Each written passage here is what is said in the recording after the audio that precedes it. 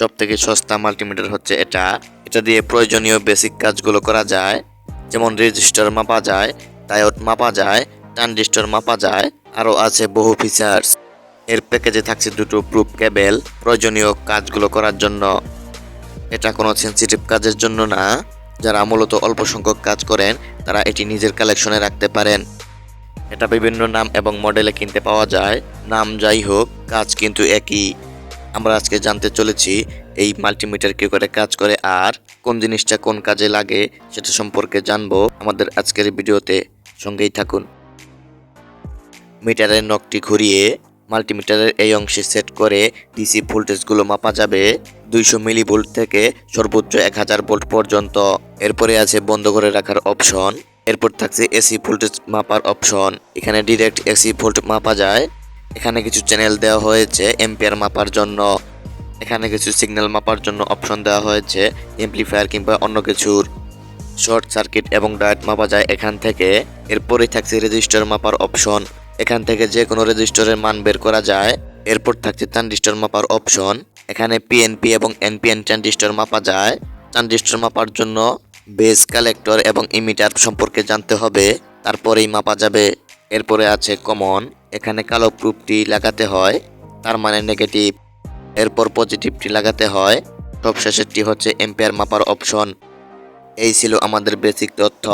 এখন আমরা কাজ শুরু করব। প্রথমে প্রুফগুলো খুলে নেব।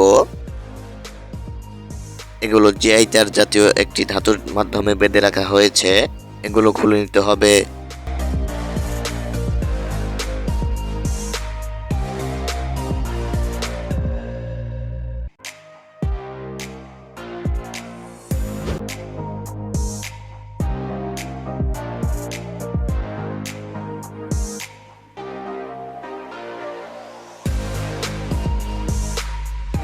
প্রুফগুলো লাগিয়ে নিলাম। এবার করব short circuit test. Short circuit test করার জন্য সেই অবস্থানে আনতে হবে। এরপর দেখুন,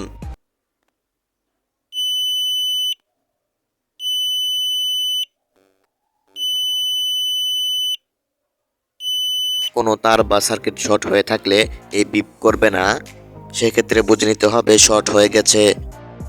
এখন আমরা চেক করে দেখব এর ভেতরে কত ভোল্ট চার্জ আছে। দেখাচ্ছে 3 ভোল্ট, 3.5 ভোল্টের মতন আছে। রেজাল্ট প্রায় অ্যাকুরেটই দেখাচ্ছে। ব্যাটারির ভোল্টেজ চেক করার জন্য মাল্টিমিটারের নখটি ডিসি ভোল্টেজে সেট করতে হবে। এখন আমরা একটি রেজিস্টর চেক করব, এজন্য মিটারের নখটি রেজিস্ট্যান্স অপশনে সেট করতে হবে। আমরা একটি 1K রেজিস্টর পরিমাপ করব। এই রেজিস্টরে 5% টলারেন্স আছে, যার কারণে কিছুটা কম বেশি হতে পারে।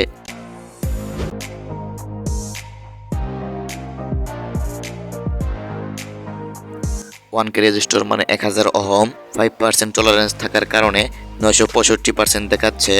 রেজাল্ট কিছুটা অ্যাকুরেটই দেখাচ্ছে।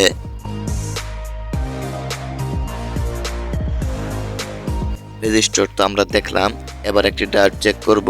সেই জন্য মিটারের নখটি শর্ট সার্কিট অপশনে আনতে হবে। এটা দিয়ে ডায়োড মাপতে হয়। ডায়োড উল্টো হলে কোনো মান দেখায় না, অবশ্যই সোজা করে ধরতে হয়। আমারটা নতুনটাই ঠিকই আছে, অ্যাকুরেট মানটাই দেখাচ্ছে।